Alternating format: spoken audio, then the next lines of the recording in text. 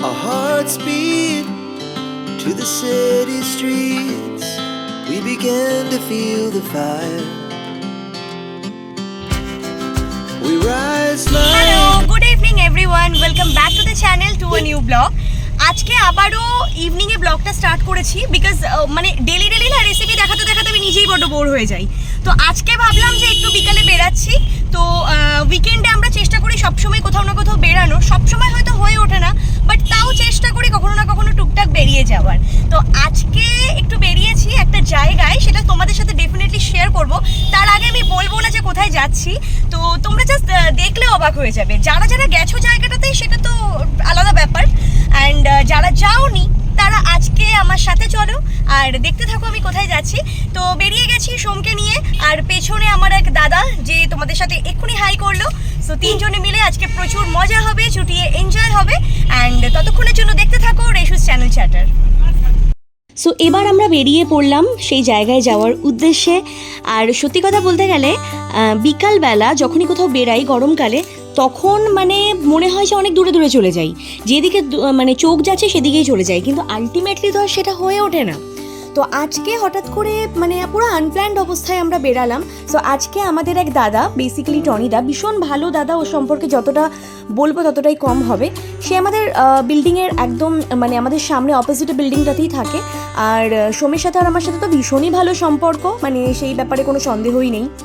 তো সবাই মিলে আমরা বেরিয়ে পড়েছিলাম। মাঝ রাস্তায় ওদের একটু জল তেষ্টা পেয়ে গেছিলো, একটা জল একটা কোল্ড ড্রিঙ্ক নিলাম।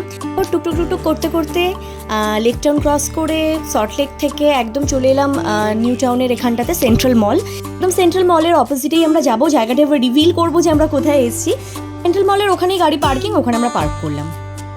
সো আমরা চলে এসেছি এখানটাতে শান্তিনিকেতনের রেপ্লিকা সোনাঝুরি হাট, শান্তিনিকেতনের সোনাঝুরি হাটের রেপ্লিকাতে। সো তোমাদের সাথে ওটাই শেয়ার করবো। বহুদিন ধরে অনেকের কাছে শুনতে পাচ্ছি যে নিউ টাউনে করেছে শান্তিনিকেতনের সোনাঝুরি হাটের রেপ্লিকা। সো আজকে একটু সময় পেয়েছে, তাই ভাবলাম এসে একটু ঘুরেই যাই, জিনিসটা কেমন একটু দেখতে থাকি, কারণ বহুদিন হয়ে গেল শান্তিনিকেতনে যাই না। শান্তিনিকেতন মানেই হচ্ছে আমার কাছে কেনাকাটা করা। আর সো ব্যাস আজকে এখানটাতে দেখি কিছু ভালো মনের মতো জিনিস পাই নাকি। অলওয়েজ সোনাঝুরি হাট আমার মন কেড়ে নেয়। সো আজকে এখানে দেখবো যে রেপ্লিকা হিসেবে কি কি আছে, অ্যান্ড কিনতে পারি নাকি, কেমন দাম আছে, তো সব কিছু তোমাদের সাথে শেয়ার করবো। সো তোমরা সাথে থাকো, দেখতে থাকো। সেন্ট্রাল মলের সামনেই আমরা গাড়িটাকে পার্ক করলাম। পার্ক করার পরে আস্তে আস্তে রোডটা ক্রস করলাম, করে চলে এলাম ব্রিজের ঠিক নিচটাতেই শুরু হয়েছে সোনাঝুরি হাট। তো স্টার্টিংয়েই তোমরা দেখতে পাচ্ছ যে একদম সুন্দর সুন্দর বেতের যে মোড়াগুলো সেগুলো সাজানো রয়েছে, অ্যান্ড ঢুকতেই বাদিকে ফ্লাওয়ার স্টিক, যেগুলো আমার প্রচণ্ড পছন্দের, কিন্তু এত বেশি প্রাইস ছিল যে লাস্টে আর নেওয়া হয়নি। সো এই ফ্লাওয়ার স্টিকগুলো ছিল, আর বাদবাকি তো ছেড়েই দাও, বিভিন্ন হাতের কাজ করা জিনিস যেগুলো তোমরা অলমোস্ট শান্তিনিকেতনে দেখতে পাও। এই ট্রেগুলো হাতে আঁকা, তারপরে ড্রেসগুলো। তো সত্যি কথা বলতে গেলে না, এই ট্রেগুলো এরকম ধরনের আমিও বানাতে পারি। একদিন তোমাদের সাথে ডেফিনেটলি শেয়ার করব, কারণ আমি এই ধরনের আর্টগুলো নিয়েই কাজ করে থাকি বেসিক্যালি। মেকআপের মধ্যেও একটা পার্ট এই ধরনের আর্টের উপর কাজ করা। একদিন তোমাদের সাথে শেয়ার করব। অ্যান্ড তারপরে চলে এলাম এই জামা কাপড়ের সেকশনগুলোতে। আমি একটু ওয়ান পিস দেখছিলাম, আমার দিদি বলেছিল ওয়ান পিসগুলো একটু দেখিস। সো এত দাম বলছিল ওরা ওয়ান পিসগুলো, মানে নর্মাল ওয়ান পিস যেগুলো হয়তো একবার জলে ধুলেই পুরো নেতার মতো হয়ে যাবে, সেইগুলো ওরা প্রায় 550, 600, 500 এরকম দাম বলছিল। তো ভেবেছিলাম নেব, বাট লাস্টে আর নেওয়া হলো না, কারণ ওরা একদমই বার্গেনিং করছিল না। তো এভাবেই মোটামুটি দেখতে দেখতে আমরা ঘুরছিলাম। তো তারপরে ওখান থেকে এগিয়ে আমরা সামনে দেখলাম যে আরও ব্লাউজ রয়েছে সুন্দর সুন্দর, যেগুলো শান্তিনিকেতনের main attraction. Blouse piece, blouse হাতে মানে কাজ করা, বিভিন্ন ধরনের কলকা ডিজাইন করা, তারপরে আর্ট করা রয়েছে, তার মধ্যে আবার কোটকি প্রিন্ট, ইক্কাত প্রিন্ট, বিভিন্ন প্রিন্ট। তো সেগুলো আমরা আস্তে আস্তে উল্টো দিকে ঘুরে আমরা দেখতে শুরু করেছিলাম, কারণ এই ভদ্রলোক একদমই মানে প্রাইস তো একদমই কমাচ্ছিল না। উনি আমাকে বারবার করে ডাকছিল, বাট প্রাইস উনি কমাচ্ছিল না, যে আসুন নিয়ে যান, 10 টাকা কমাচ্ছি, 5 টাকা কমাচ্ছি। আরে বাবা, একটা ড্রেস কিনতে গেলে যে পুরো দামটা দিতে পারবে, সে তো 10 টাকা 5 টাকাও দিতে পারবে, তাই না? সো যাই হোক, তারপরে টনিদা আমাদের একটু ভিডিও করছিল, আর কখন ভিডিও করছিল আমি একদমই খেয়াল করিনি। আমি যে আমার ড্রেস বার্গেনিং করতে এত টাইম মানে নিচ্ছিলাম। তো যাই হোক, আমি পুরো মগ্ন হয়ে গেছিলাম, কারণ শপিং করতে আমার ভীষণই ভালো লাগে।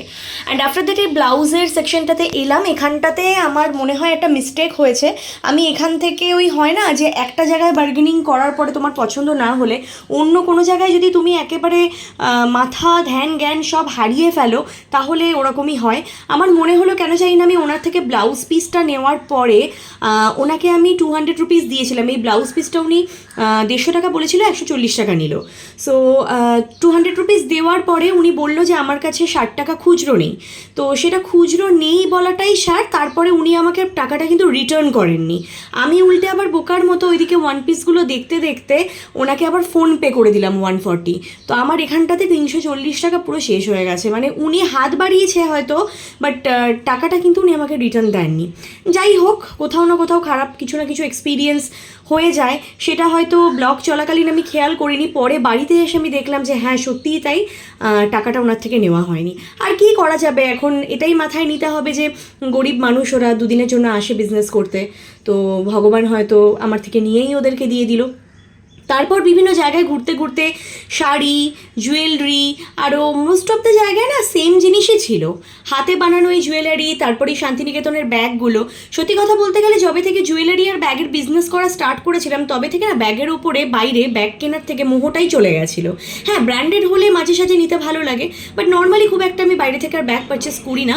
তো এখান থেকে তাও আমি একটা ছোট্ট শান্তিনিকেতনের ব্যাগ নিয়েছিলাম, বিকজ আমার মা বলেছিল যে একটা ব্যাগ নিতে, কারণ আমার মা খুব ভালোবাসে এই ধরনের ব্যাগগুলো ইউজ করতে। বাট শান্তিনিকেতনের এই ব্যাগগুলোর কোনো রকম ডিস্ট্রিবিউটরশিপ আমি পাইনি, পেলে হয়তো ডেফিনেটলি আমি তুলতাম। তো যাই হোক, এবার আমি এখান থেকে সোম একটু মাটির এই গ্লাসগুলো দেখছিল, আমি কাপসগুলো দেখছিলাম। এগুলো আমরা নিইনি কারণ অত্যাধিক দাম ছিল।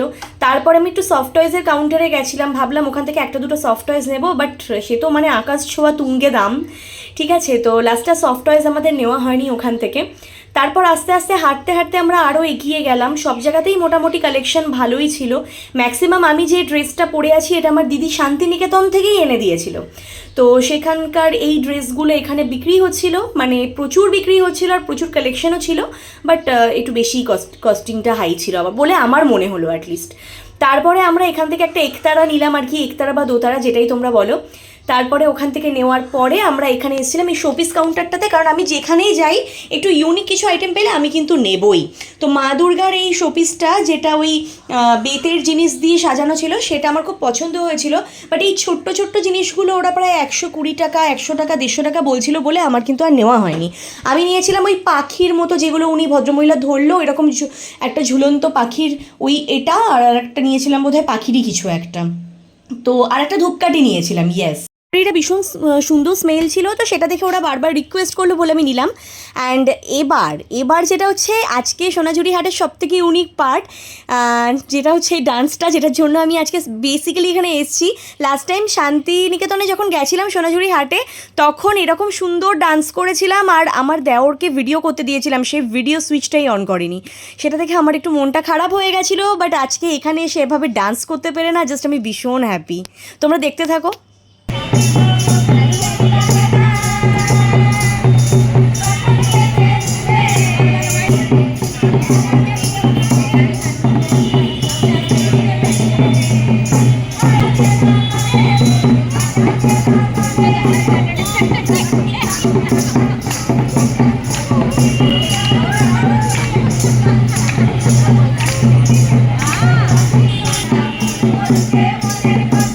ছোটোবেলা থেকেই ডান্স করতে আমার ভীষণ ভালো লাগে, আর আমি ছোটোবেলায় ভরতনাট্যম শিখতাম। তো পরপর যা হয়, নাচ শিখলে গান শিখলে টেস্ট দিতে হয়, সেগুলো সব কমপ্লিট ছিল। তারপরে গান শিখেছিলাম, সেটারও মোটামুটি 5th ইয়ার কমপ্লিট হয়ে গেছে, অ্যান্ড তারপরে আর চর্চার বাইরে সব কিছুই। তাই ছোটোবেলা থেকে আমি তাল মিলিয়ে নাচ করতে খুব ভালোবাসতাম, আর যে কোনো স্টেপ আমার তুলতে জাস্ট 2 সেকেন্ড লাগতো। এখানে ওদের সাথে স্টেপ মিলিয়ে ডান্স করছিলাম, বেশ ভালো লাগছিলো। আর তারপর ওদেরকে একটু টাকা পয়সা দিয়ে আমরা বেরিয়ে গেলাম। সো এতক্ষণ ধরে তোমরা দেখলে সোনাঝুরি হাটের রেপ্লিকাটা, কেমন লাগলো তোমাদের কেউ তোমরা জানাতে কিন্তু ভুলো না, ঠিক আছে? আর এরপরে জাস্ট আমরা কেনাকাটা প্রচুর টুকটাক করে কিনলাম, প্রচুর বলবো না কারণ জিনিসের প্রচণ্ড দাম এখানটাতে, তাও কিছুটা মতো যতটা সম্ভব পেরেছি টুকটাক জিনিস নেওয়ার আর কি। ওই আমার সব জায়গাতেই না শোপিস আইটেম খুব ভালো লাগে, আর আমি যে ওয়ান পিসটা আজকে পরে এসেছি সেটা আমার শান্তিনিকেতন থেকে আমার দিদি আমাকে গিফট করেছিল। তো আমি ভেবেছিলাম যে ওরকমই একটা আমি এখান থেকে নেব ওর জন্য আর আমার জন্য, বাট এত দাম বললো যে ওরা কমাচ্ছেও না ঠিক করে, সো সেই কারণে সেভাবে আর নেওয়া হলো না। বাট টুকটাক জিনিস ওখান থেকে আমরা কালেক্ট করেছি, অ্যান্ড আফটার দ্যাট বেরিয়ে গেলাম। এবার আমরা ওই সেন্ট্রাল মলের সামনে, বেসিক্যালি সেন্ট্রাল সেন্ট্রাল মলের ঠিক অপোজিটে, মানে রোডটা ক্রস করলেই ওখানটাতেই আর কি ব্রিজের নিচে বসেছে তোমার সোনাঝুরি হাটের যে রেপ্লিকাটা, যেখান থেকে আমরা ঘুরে এলাম। অ্যান্ড এখান থেকে বেরিয়ে একটু টুকটাক কিছু খেতে ইচ্ছা করছে, সো আমরা এখন কোনো একটা ক্যাফেতে যাব। ক্যাফেতে গিয়ে টুকটাক খাওয়া দাওয়া করে দেন তারপরে বাড়ি। সো চলো তোমরা দেখতে থাকো। ঘুরতে ঘুরতে আমরা চলে এলাম আবারও সল্টলেকে। অ্যান্ড আমাদের একটা সব থেকে পছন্দের জায়গা যেখানটাতে অল টাইম আমরা যাতায়াত করি সেটা হচ্ছে ক্যালকাটা 64। তোমরা অলমোস্ট সবাই চেনো স্নেহাদি আর দেবজিৎ দাকে, তো এটা ওদেরই ক্যাফে। তো যারা তোমরা আসা যাওয়া করো তাদেরকে তো আলাদা করে আর কিছু বলতে লাগবে না, তবে যারা আসোনি এখনো পর্যন্ত তারা ডেফিনেটলি একবার ক্যাফেটা এসে ঘুরে যাও। হালকার মধ্যে ছিমছাম সাজানো আর খুব ভালো লাগবে এনভায়রনমেন্ট ভেতরে, সেটা তোমরা আমি ঢুকছি আর তোমরা দেখতেই পাচ্ছ। And food quality is just অসম, মানে অসম ফুড কোয়ালিটি। তো এটা ছিল ওদের ভেতরে খুব সুন্দর একটা ডেকোরেশন করা জায়গা। আস্তে আস্তে আমরা মানে সেদিনকেও, মানে কালকে সানডে, নর্মাল উইকডেজও প্রচণ্ড ভিড় থাকে, আর কালকে তো আমরা কোনো সিটই পাচ্ছিলাম না। তো ঢোকার পরে মাঝখানে একটা সিট পেয়ে গেলাম আর সেখানটাতে আমরা বসলাম। আর তারপরে আমরা চেষ্টা করছিলাম টুকটাক জিনিস অর্ডার দেওয়ার আর কি। আর আমি তো যেখানেই যাই মোটামুটি তোমাদেরকে দেখানোর জন্য কিছু না কিছু শর্ট ভিডিও নেওয়ার চেষ্টা করি, বাট খুব তাড়াতাড়ি ভিডিওগুলো নিতে হচ্ছিল কারণ আশেপাশে সব ওয়েটাররা দাঁড়িয়েছিল, আমি হাত ঘোরাতে পারছিলাম না। সো এখানে একটু আমার দাদার সাথে ভিডিও করলাম। অ্যান্ড তারপরে আমরা অর্ডার করেছিলাম চিকেন ক্লিয়ার স্যুপ। সোমেনের আমার গরমকাল শীতকাল বলে কোনো ব্যাপার নেই, স্যুপ আমরা অল টাইম খেতে পছন্দ করি, আর ইট ওয়াজ জাস্ট অসম। অ্যান্ড এই যে ফিশ ফিঙ্গারটা তোমরা দেখছো সেটা ভীষণ ভালো লাগে। রিমি দিদি আমাদের দুজনেরই খুব ফেভারিট, আমরা লাস্ট টাইম এখানে খুব আড্ডা দিতাম এসে। আর তারপরে নিয়েছিলাম আমরা একটা হোয়াইট সস পাস্তা, আর ওরা নিয়েছিল দুটো কফি নিয়েছিল ওরা, আর ক্যাফেচিনো, অ্যান্ড তারপর নিয়েছিল বোধহয় ফ্রেশ লাইম সোডা। সো এই হয়েছিল আমাদের খাওয়া দাওয়া টুকটাক আর কি। আমরা যখনই কোথাও বেরাই আমাদের এটা ওটা খাওয়া হয়েই যায়, বাট আমরা তাও চেষ্টা করি কিছুটা হেলদি ওয়েতে খাওয়ার, বাট হয় না অ্যাকচুয়ালি সবসময়। সো এখানে আমরা একটু ফটোস তুলছিলাম, একটু ভিডিওস নিলাম, তারপরে টুকটাক খাওয়া দাওয়া করে আস্তে আস্তে আমরা কিন্তু বেরিয়ে গেলাম।